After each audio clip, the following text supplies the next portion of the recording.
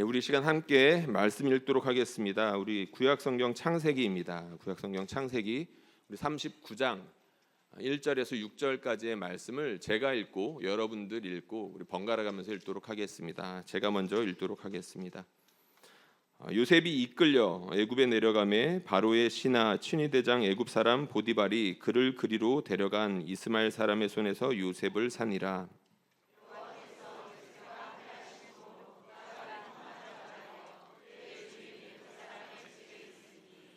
그의 주인이 여호와께서 그와 함께 하심을 보며 또 여호와께서 그의 범사에 형통하게 하심을 보았더라.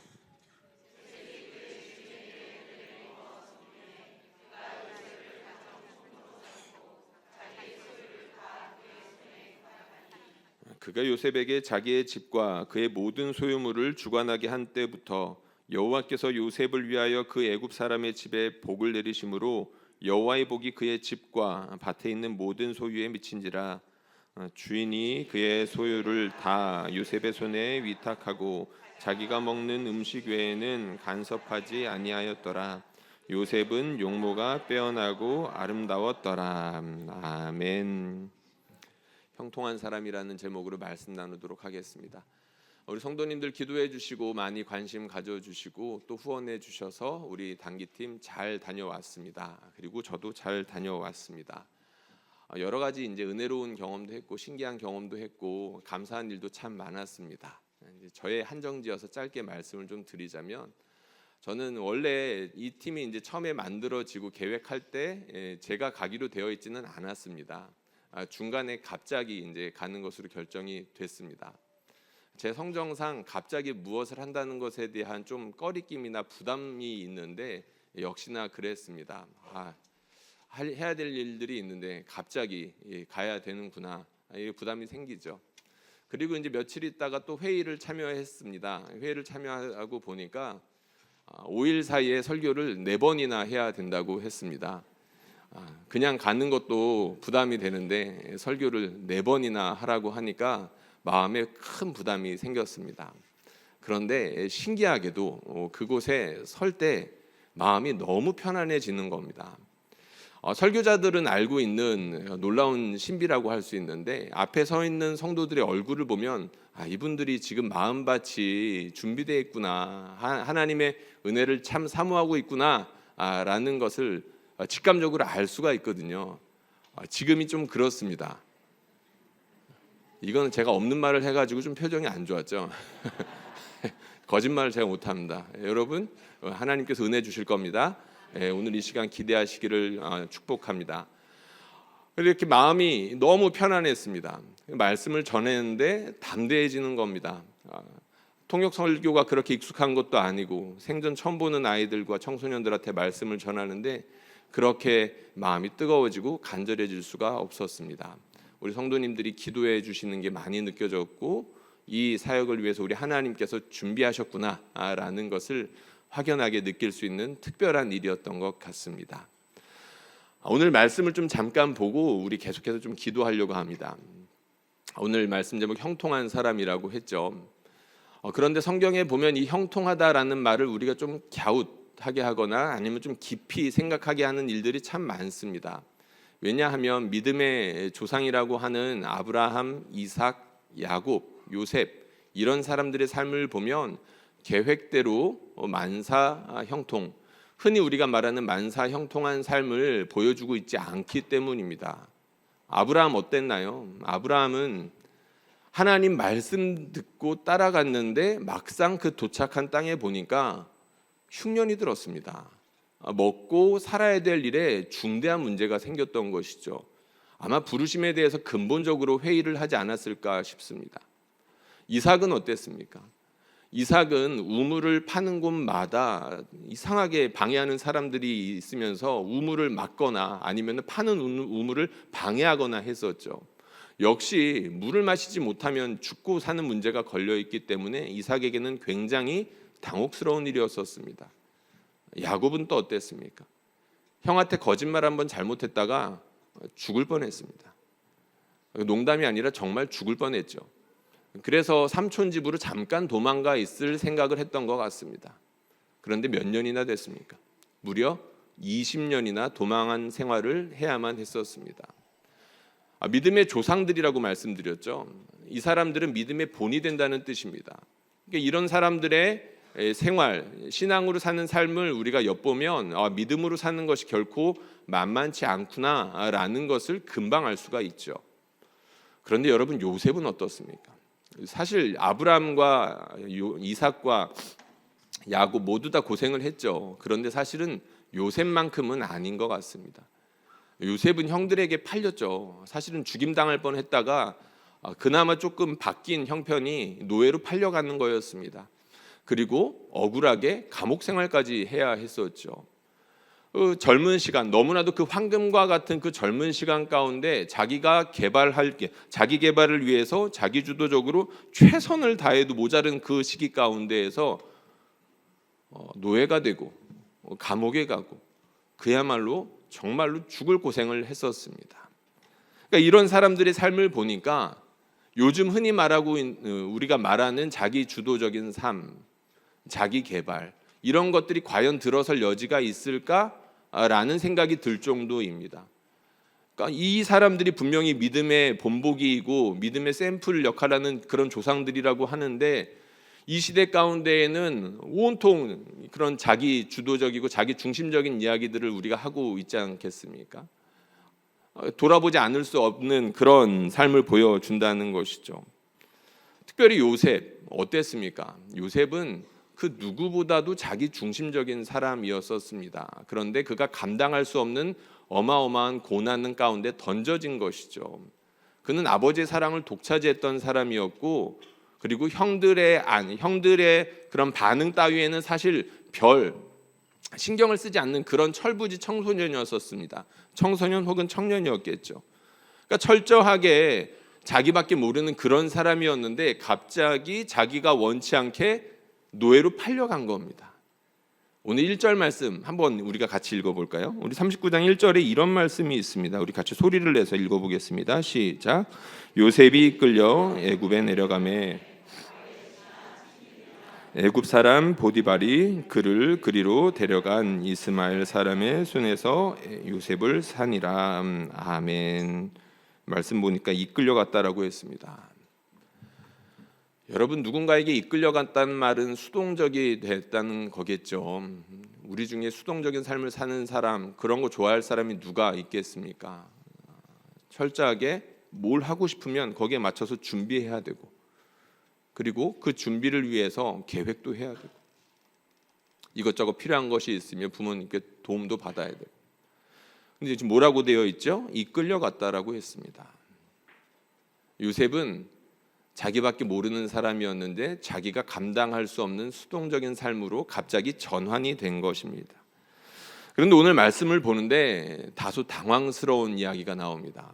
요셉의 입장에서 보면 너무나 괴로운 상황인데, 그런 상황 가운데 하나님이 너무나 생뚱맞게 요셉을 향하여서 뭐라고 말하고 있나? 2절 말씀 한번 보겠습니다. 2절에 보니까 이런 말이 있네요. 우리 같이 읽어보겠습니다. 시작.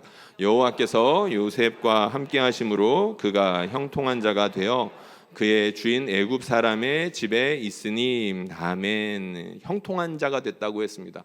형통한 사람이 됐다. 여러분, 이게 가당키나 한 말입니까? 요셉은 지금 노예입니다. 형통한 노예라는 게 존재할까요? 모순 아닙니까? 노예면 노예지 형통한 사람이라는 말이 사실 어울리지 않는다는 거죠. 그런데 창세기 기자는 굳이 요셉에게 형통한 사람이 됐다라고 말하고 있습니다. 여기서만 말하고 있지 않죠? 3절에 한번 볼까요? 3절에는 또 이런 말씀이 있습니다. 여호와께서 그의 범사에 형통하게 하심을 보았더라. 하나님께서 요셉의 모든 일들을 형통하게 하셨답니다. 노예의 일이면 그냥 노예의 일인 거지, 그게 형통하면 또 얼마나 좋았겠습니까? 그런데 창세기 기자는 일부러 이 단어를 골라서 쓰고 있다는 겁니다. 여기서만 나와 있는 것이 아니죠. 시간 관계상 다 읽지는 못했는데 39장 후반부에 보면은 요셉이 억울하게 감옥에 가는 장면이 나옵니다. 그런데 그가 감옥에 있을 때 동일한 단어가 등장을 하죠. 요셉이 형통한 자가 되었다라는 말이 또 나옵니다. 이 정도면은 창세기 기자가 작정하고 지금 강조하고 있는 겁니다.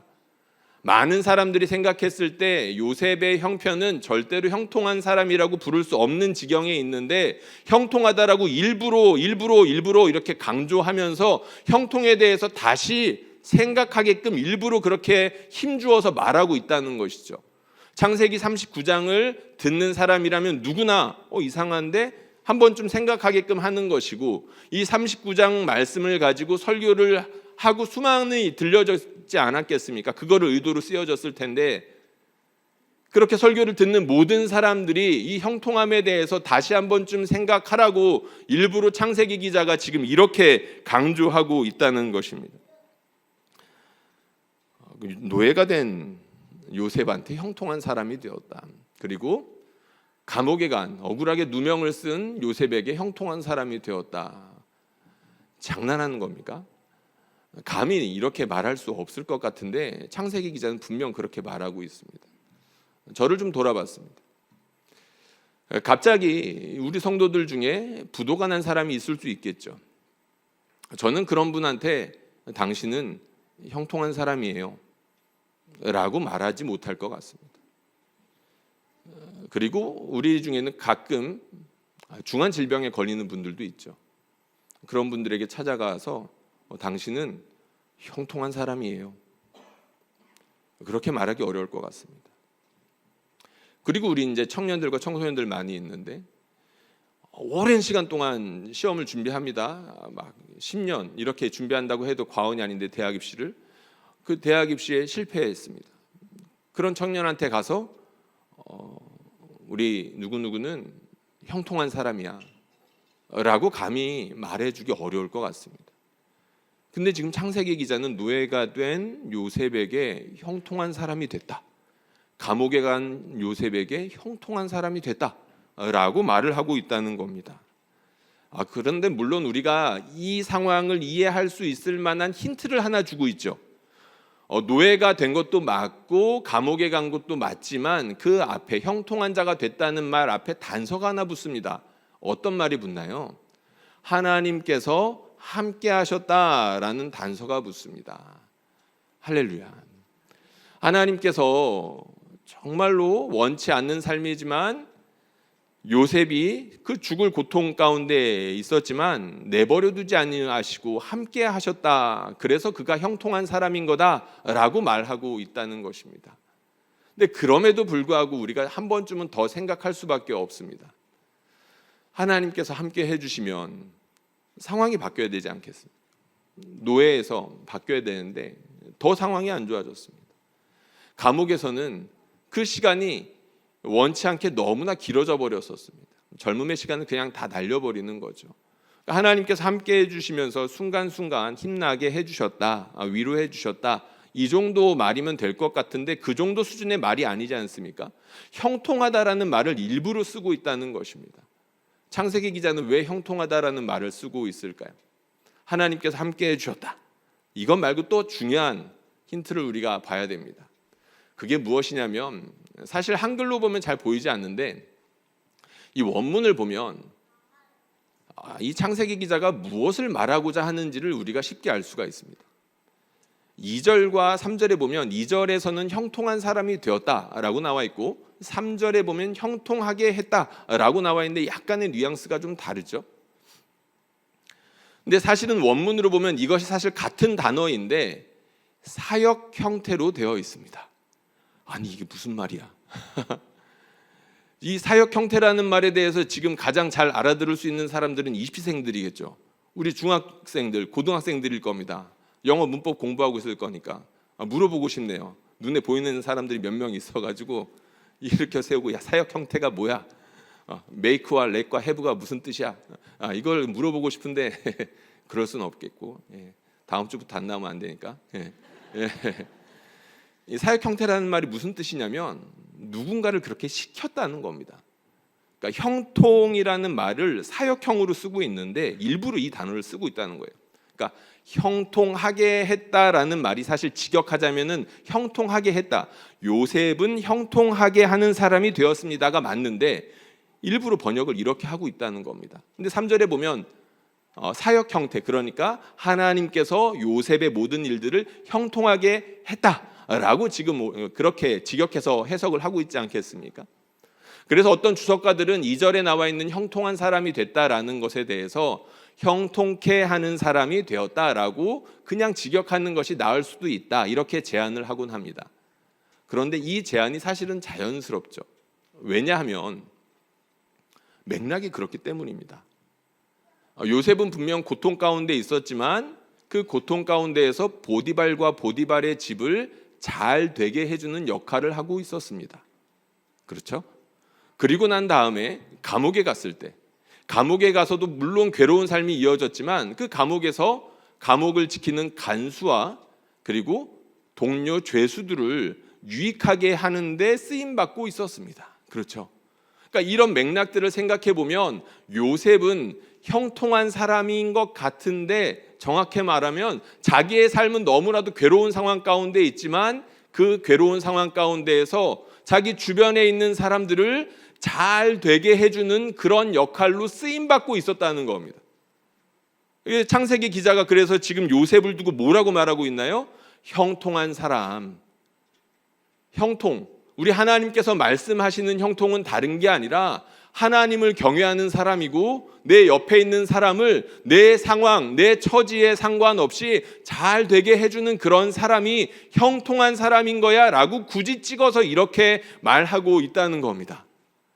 우리가 한번 좀 생각해 봐야 되는 게 있습니다. 요셉의 마음이 어땠을까요? 요셉 이때 청년, 곧 한참 어린 청년의 나이대입니다. 기껏해야 10대 후반이나 20대 초반일 그런 나이입니다. 근데 그런 요셉이 보디발의 집을 잘 되게 해주기 위해서 마음이 충만했을까요? 난 우리 주인을 사랑해. 우리 주인이 잘 돼야 돼. 억울하게 감옥에 갔을 때 우리 간수들이 좀 잘 됐으면 좋겠어. 내 옆에 있는 동료들이 하나님의 사랑을 좀 느꼈으면 좋겠어. 근데 그런 마음으로 충만했을까요? 그랬을 수도 있습니다. 그런데 제 생각에는 아니었을 것 같습니다. 왜냐하면 요셉의 성품이 하루아침에 달라졌을 것 같지 않았기 때문입니다. 요셉이 어떤 사람이었다라고 말했죠? 이기적인 사람이었다라고 했었습니다. 20대 초중반의 아이들 가운데에서 다른 사람을 배려하고 이 사람이 진정으로 잘 되기를 바라는 그런 성숙한 마음을 가지는 사람들이 간혹 있지만 요셉은 그런 사람과 멀었다는 겁니다. 그런데 상황이 바뀌자마자 그의 성품이 바뀌었을까요? 저는 아니라고 생각합니다. 왜냐하면 성품이라는 것이 순식간에 바뀌는 것이 아니라는 것을 너무나도 잘 알기 때문입니다. 저를 봐서 알고 여러분들을 봐서 알기 때문입니다. 성품이라는 것이 쉽게 잘 바뀌지 않죠. 근데 그렇다고 이 말은 변하지 않는다는 뜻이 아닙니다. 제 말을 오해하시면 안 됩니다. 담임 목사님께서 수시로 말씀하시죠. 사람 안 변한다라고 말하는 것은 믿음이 없는 겁니다. 그런데 잘 변하지 않는 건 맞습니다. 요셉이 잘 변하지 않았을 거라는 거죠. 그런데 요셉에게는 야곱의 피가 흐르고 있죠. 이 말 무슨 뜻일까요? 야곱은 일을 기가 막히게 했던 사람입니다. 혈혈 단신으로 삼촌의 집에 가서 그 삼촌의 집에 있는 양떼를 어마어마하게 불려놨던 사람이죠. 일에 수완이 있던 사람이라는 겁니다. 성실했던 사람이고 일을 잘했던 사람이고 인정받았던 사람이라는 거죠. 그것의 피를 물려받았을 가능성이 매우 높습니다. 요셉은 일을 잘했다는 거죠. 그러니까 요셉은 일을 열심히 하지 않으면 굉장히 위험할 수밖에 없는 상황에 처해 있지 않았겠습니까? 자기 목숨 부지하기 위해서 열심히 일했을 가능성이 훨씬 더 높다는 겁니다. 흔히 요새 우리가 흔히 하는 말로 먹고 살기 위해서 어쩔 수 없이 열심히 일했을 가능성이 매우 높다는 거죠. 그런데 하나님께서 그렇게 괴로운 상황 가운데 있는 요셉과 어떻게 해주셨습니까? 함께 해주셨습니다. 할렐루야. 이게 바로 이 말씀이 우리에게 주는 큰 위로이죠.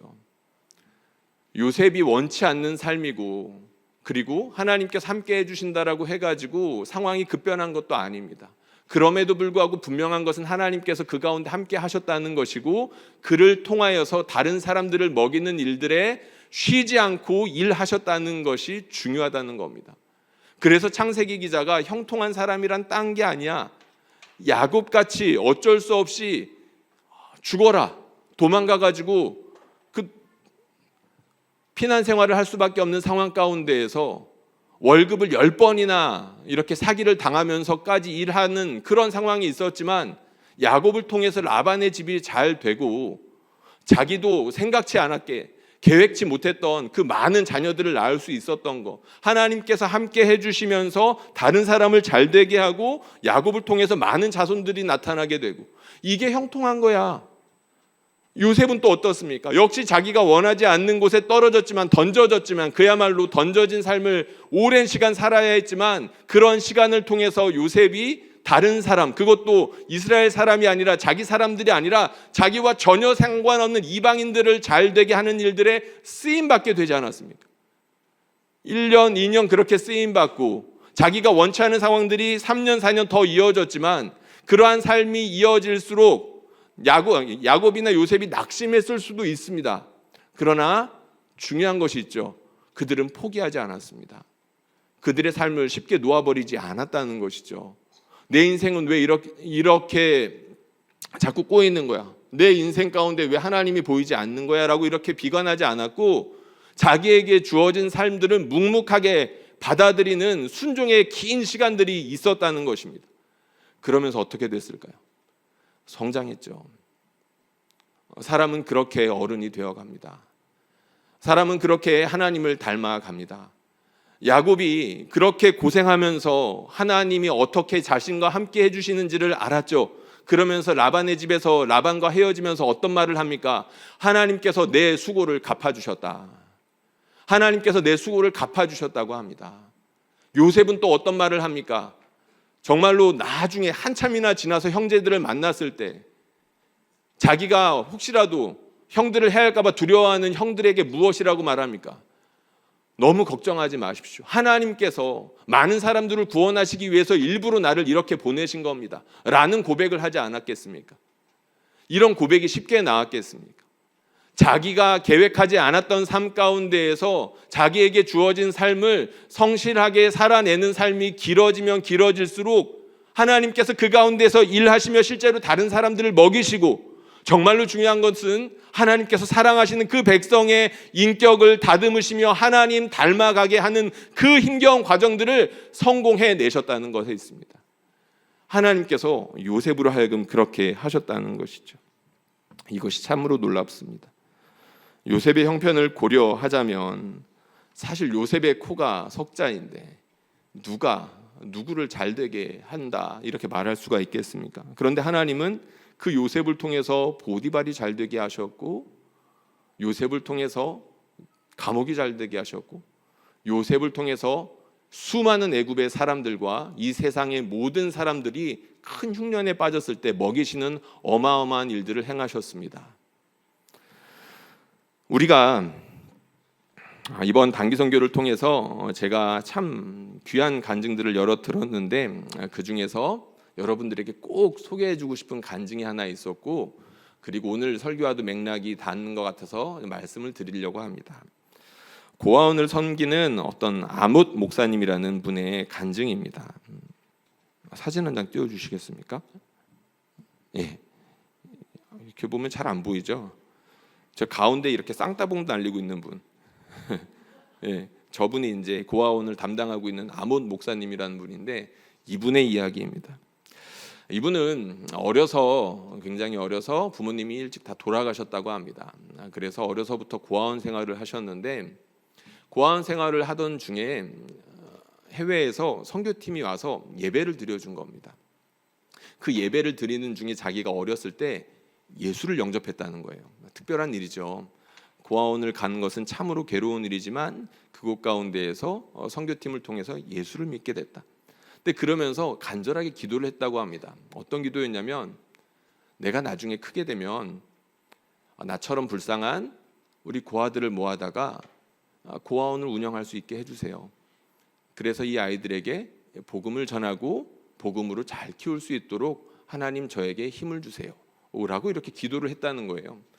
굉장히 오랜 시간, 그러니까 오래 전에 했던 기도니까 잊고 지냈을 수도 있겠죠.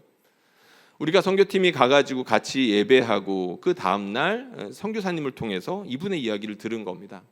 이분이 함께 예배하는 가운데 옛날 생각이 나신 거예요.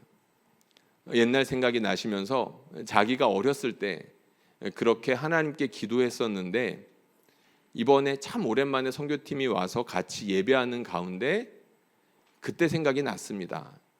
하나님이 정말로 자기와 함께 해주셨고 고아원을 맡을 수 있는 목사가 되게 해주셨으며 이렇게 신기하게 자기가 예수를 믿었던 그런 상황과 비슷한 상황들을 자기에게 허락해 주셔서 하나님께서 나와 함께 계신다는 것을 너무나 분명하게 말씀해 주셨어요.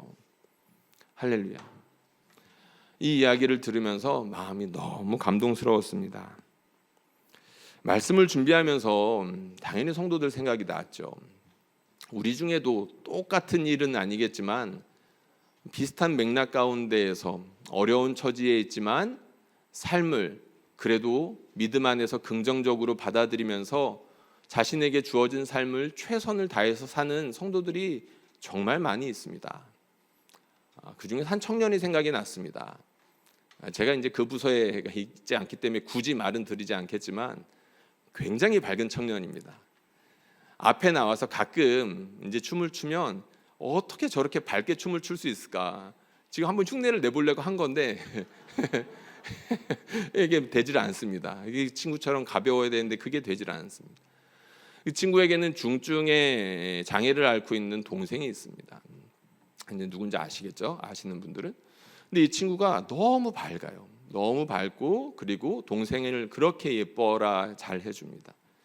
몇 년 전에는 비전 때문에 고민을 했다고 하는데 제자 훈련을 받고 청년부에서 제자 훈련을 받고 기도하는 가운데 사회복지로 비전을 정하고 실제로 사회복지학과에 합격을 했고 그리고 열심히 공부해서 대학을 졸업을 했습니다. 그래서 지금은 빠른 어린 나이임에도 불구하고 실제 현장에 나가서 열심히 고생하면서 일을 배우고 있고 사회복지사로서 경력을 이제 막 쌓기 시작했습니다. 그 친구의 엄마도 참 대단합니다. 자녀가 이제 중증의 장애를 앓고 있어서 말을 할 수가 없으니까 답답하시겠죠. 근데 꿈이 생기셨습니다. 어떤 꿈이 생기셨냐면 수어로 통역을 하면서 말하지 못하는 사람들에게 통역을 해주고 싶어하는 그런 비전이 생긴 겁니다.